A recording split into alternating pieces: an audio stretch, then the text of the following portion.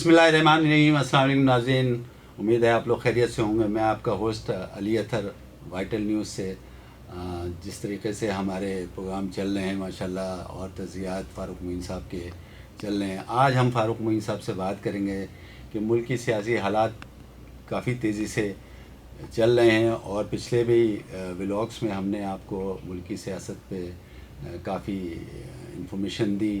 آج فاروق معین صاحب سے بات کریں گے کہ اس وقت جو ہے بہت زیادہ جو ہے چیف آف آرمی اسٹاف کی تعیناتی کے سلسلے میں باتیں چل رہی ہیں، چاہے وہ حزب اختلاف ہو اور چاہے برسر اقتدار حکومت ہو، وہ سب اس کی باتیں کر رہے ہیں۔ تو آج فاروق معین صاحب سے بات کرتے ہیں۔ فاروق معین صاحب السلام علیکم سر، کیسے ہیں آپ؟ خیریت سے ہیں؟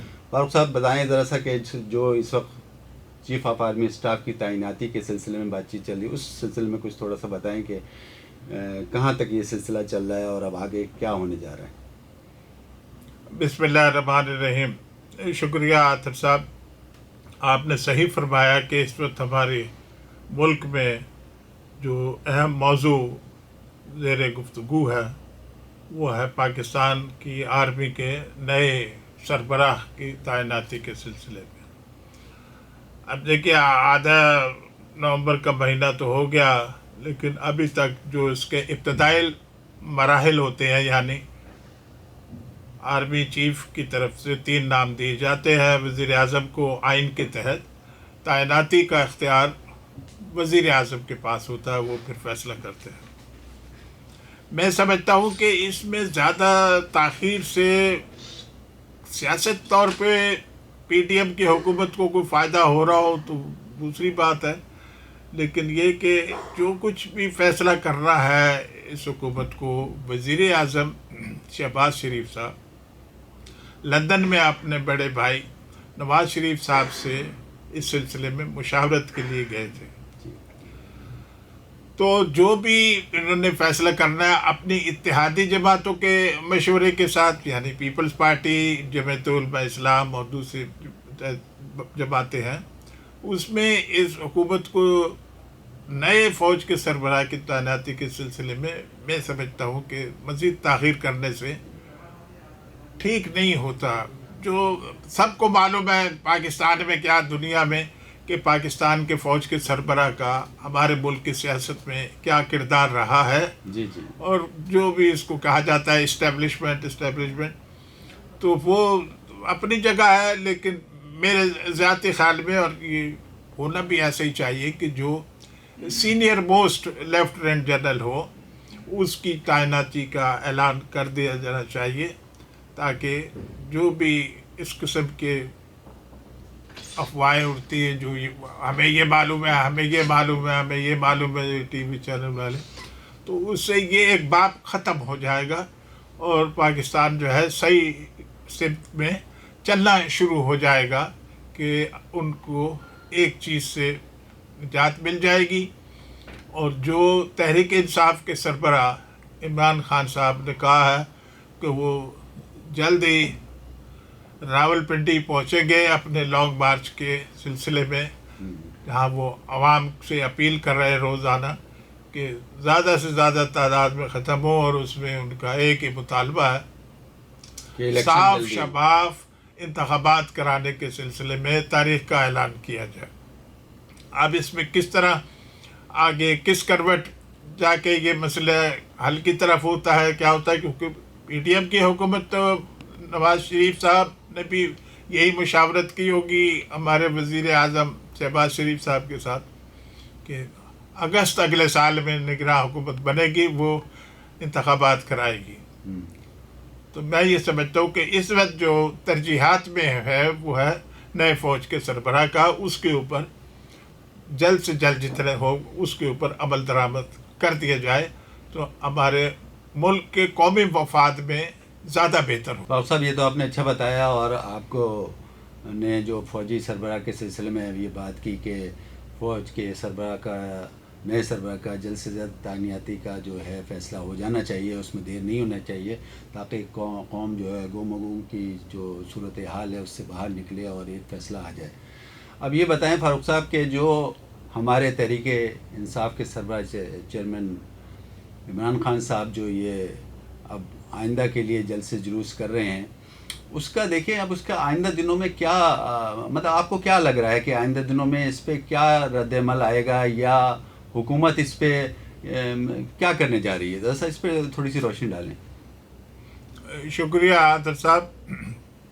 دیکھیں عوام بہرحال جو ٹی وی چینلوں کے اوپر آتا ہے کافی تعداد میں شریک ہوئے تھے لالا موسیٰ میں، جو انہوں نے آخری خطاب کیا ہے لاہور سے ویڈیو لنک سے. تو اب یہ کتنے دنوں کے بعد راول پنڈی پہنچتے ہیں اور کس ڈگر پہ جا کے یہ راول پنڈی اسلام آباد میں تحریک انصاف کی طرف سے مظاہرہ جو ہے وہ کتنی شدت اختیار کرتا ہے. وہ کہتے ہیں لاکھوں کی تعداد میں لوگ آئیں گے اور وہ وہاں بیٹھے رہیں گے جب تک عام انتخابات صاف اور شفاف کے لیے تاریخ کا اعلان نہیں ہوتا. جی جی. تو یہ ایک عالمی جو میڈیا ہے یا جو پاکستان کے دوست ممالک ہیں وہ بھی یہ سوچ رہے ہیں کہ یہ پاکستان میں جولائی اگست میں جو قیامت خیز بارشیں ہوئی تھی، سیلاب آیا تھا، اس کے بعد سے یہ اپنی تحریک شروع کری ہوئی ہے عمران خان صاحب نے. تو یہ مسئلے کس طریقے سے حل ہوں گے؟ ہمارے وزیر اعظم لندن جاتے ہیں اپنے بڑے بھائی سے اس سلسلے میں، نئے فوجی سربراہ کے سلسلے میں مشاورت کرنے کے لیے. جو ہمارے ملک کی سیاسی حالات تو میں نے آپ سے گزارش کر دی، جو مالیاتی مسائل ہیں وہ اپنی جگہ ہمارے عوام کے لیے تو وہ زیادہ ترجیحات میں ہے نا جی. اب کس طریقے سے یہ جو ان کی سیاست ہے عمران خان صاحب کی کہ عام انتخابات کی تاریخ کا اعلان کیا جائے تو وہ تو جب راول پنڈی اسلام آباد پہنچیں گے یہ تو جب ہی پتہ چلے گا نا. ابھی تو وہ ویڈیو لنک سے خطاب کر رہے ہیں. میری تو دعا ہے اللہ کرے ان کا جو ہے ڈاکٹر فیصلہ کریں گے نا کہ سیدھی ٹانگ پہ جو پلاسٹر چڑھا ہوا وہ کب اترے گا، تبھی وہ اسلام آباد اور راول پنڈی پہنچ سکتے ہیں نا بذات خود اس لانگ مارچ کی قیادت کرنے کے لیے. تو میں سمجھتا ہوں کہ باقی عوام انتظار کریں اور جو تحریک انصاف کے لیڈر ہیں، ورکر ہیں، پاکستان کے عوام ہیں، وہ کس حد تک ان کا ساتھ دیتے ہیں جب وہ راول پنڈی اسلام آباد پہنچتے ہیں، تو کس حد تک مؤثر ہوتا ہے ان کا لانگ مارچ آخر میں جا کے، جو ان کا ایک ہی مطالبہ ہے عام انتخابات کے لیے تاریخ کا اعلان کیے جائے. میں یہ سمجھتا ہوں کہ قوم اسی تجسس میں رہے گی اور وہ اپنا کام کر رہے ہیں. وزیر اعظم شہباز شریف صاحب، ان کی کابینہ اور حکومت اپنا کام کر رہی ہے. عوام کے لیے کیا پیغام ہے یہ ابھی تک تو کچھ سمجھ میں آ نہیں رہا. بس یہ ہماری دعا ہے کہ نئے فوج کے سربراہ کا تعیناتی ہو جائے جلد سے جلد ہو جائے تاکہ معاملہ ایک طرف کم سے کم. جو اسٹیبلشمنٹ کا یا فوج کا رول ہے ہماری سیاست میں وہ تو سب کو معلوم ہے نا جی. تو اس لیے یہ بڑا اہم مسئلہ ہے. تو خوش اسلوبی سے اگر اس کے تعیناتی کا ہو جائے گا تو ہمارے ملک کے لیے اچھا ہوگا. باپ صاحب یہ بتائیں نا، یہ جو ابھی مذاکرات کی بھی آ رہی ہے اطلاع کہ بھائی پی ڈی ایم کے بسر اقتدار حکومت کے اور پی ٹی آئی کے کچھ مذاکرات بھی چل رہے ہیں، اس سلسلے میں کچھ بتائیں یہ بیک ڈور مذاکرات کیا ہو رہے ہیں؟ میں نے تو کچھ نہیں سنا جی، ایسی کوئی مذاکرات ہو ہی نہیں رہے جی. وہ تو کہتے ہیں ہم تو اگلے سال میں نگراں حکومت بنائیں گے. ابھی تو نومبر کا مہینہ ہے جی. تو کون سے بیک ڈور؟ یہ تو ٹی وی چینل والے ہوا میں چوکے چھکے مار رہے جی. حکومت کیوں کرے گی؟ وہ تو کہتے ہیں ہمارے پاس قومی اسمبلی میں اکثریت ہے. آپ کہتے ہیں 2 ووٹ سے ہماری حکومت چل رہی ہے، یعنی 172 ووٹ ہونے چاہیے قومی اسمبلی میں. 342 کا ہاؤس ہے جی. تو ان کو کہتے ہیں ہمارے پاس 174 سے بھی زیادہ ممبر ہیں. تو حکومت کیوں ان سے مذاکرات کرے گی جی؟ وہ تو کہتے ہیں ہم تو اگست اگلے سال میں نگراں حکومت بنے گی تب یہ ہم فیصلہ کریں گے. لیکن یہ میں سمجھتا ہوں کہ زیادہ بہتر ہوگا کہ تحریک انصاف کے سربراہ خود اس سلسلے میں جو بات چیت کی حوالے سے ایسی باتیں چل رہی وہ خود اس کی یا تو تردید کریں یا کہیں جی ہاں ایسی کوئی بات چیت چل رہی ہے.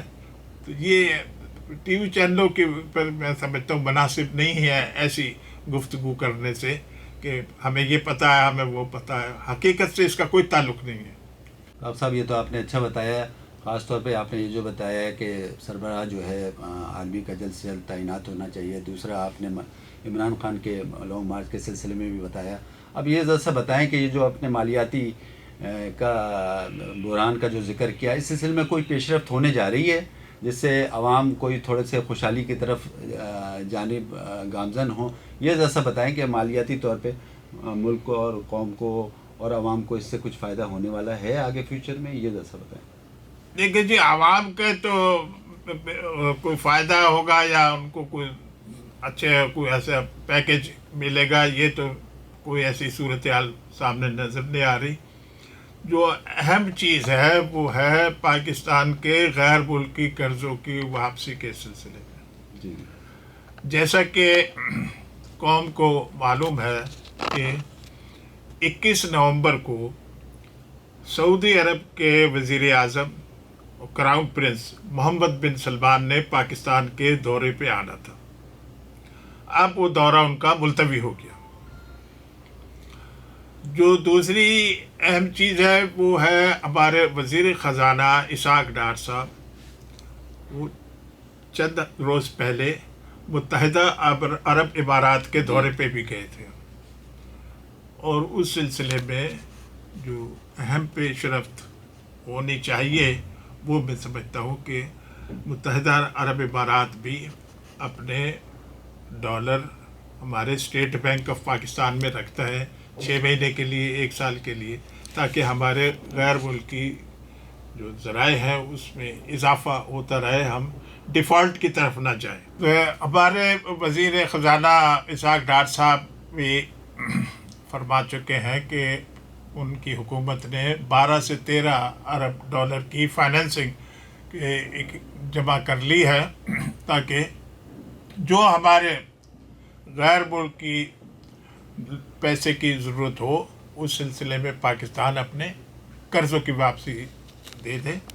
جیسے کہ ہر جمعرات کو اسٹیٹ بینک آف پاکستان وہ اعداد و شمار جاری کرتا ہے پاکستان کے زر مبادلہ کے ذخائر کے. تو جمعرات والے دن جو آئے ہیں فگر، اس میں 956 ملین ڈالر پاکستان کے زر مبادلہ میں کمی ہوئی ہے، کیونکہ قرضے واپس کرنے تھے. اس سلسلے میں بہت پیسے نکل گئے ہیں.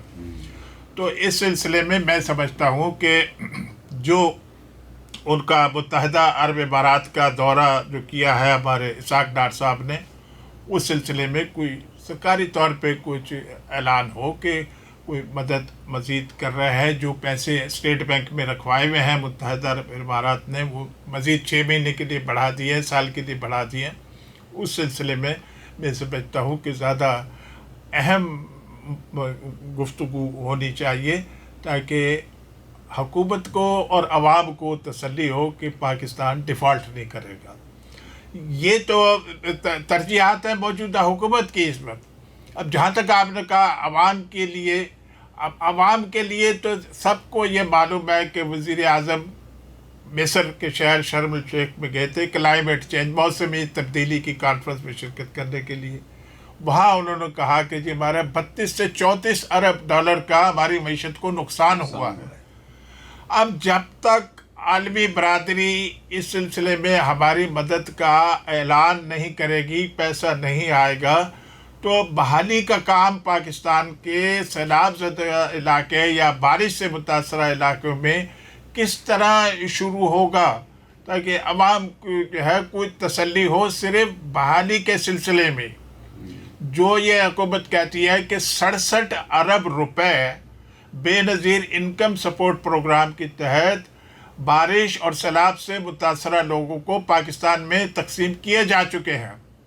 تو اگر عوام اس بات کی گواہی دیں کہ ہاں جی ہماری مدد کی ہے حکومت نے اس سلسلے میں، تو یہ اچھی بات ہوگی. لیکن فیصلہ عوام یہ بتائے. ہمارے یا حکومت کے کہنے سے مسئلہ نہیں حل ہوتا. جو لوگ بیچارے متاثر ہیں، سردیاں شروع ہو گئی ہیں جی، نومبر کے وسط میں ہیں ہم. تو خیبر پختونخوا، صوبہ پنجاب، صوبہ بلوچستان، گلگت بلتستان، آزاد کشمیر اور سندھ کے بھی کچھ علاقوں میں سردی ہو رہی ہے جی. اور جو ہمارے افسوس سے یہ مطلب کہنا پڑتا ہے کہ گیس کی سپلائی بھی کم ہوگی جی. جی گیس کا تو بھی بحران. یہ زیادہ اہم چیزیں ہیں حکومت کے لیے کہ اس طرف توجہ دے عوام کی بھلائی کے لیے، کہ ان کو تو کم سے کم سردی سے نجات ملے، کچھ پیسے ملے کہ وہ اپنے گاؤں میں، چھوٹے شہروں میں مکان دوبارہ تعمیر کر سکیں. تو اس سے تو ہوگا نا، چاہے کوئی بھی حکومت ہو، اس کا یہ فرض ہوتا ہے نا یہ ہوئی. اب عالمی برادری ہماری کب مدد کرے گی؟ اتنا ہمارا ملک میں موسمیاتی تبدیلی کی وجہ سے 32 سے 34 ارب ڈالر یہ حکومت کہتی ہے کہ نقصان ہوا. تو یہ ہمارے ترجیحات ہمارے حکومت کے لیے ہونی چاہیے، تاکہ عوام بھی تو کچھ سکھ کا سانس لیں کہ ہاں جی ہمارے لیے کچھ کیا ہے اس حکومت نے. یہ میں سمجھتا ہوں اس وقت کی ترجیحات ہے. یعنی نئے فوج کے سربراہ جو بھی لانگ مارچ کے سلسلے میں، جب تحریک انصاف کے سربراہ عمران خان صاحب کا فریکچر کا جو پلاسٹر ہے وہ کھلے، وہ راولپنڈی اسلام آباد پہنچے گئے ہو. لیکن جو اہم اس کے بعد جو چیز ہے وہ ہے جی مالیاتی بحران.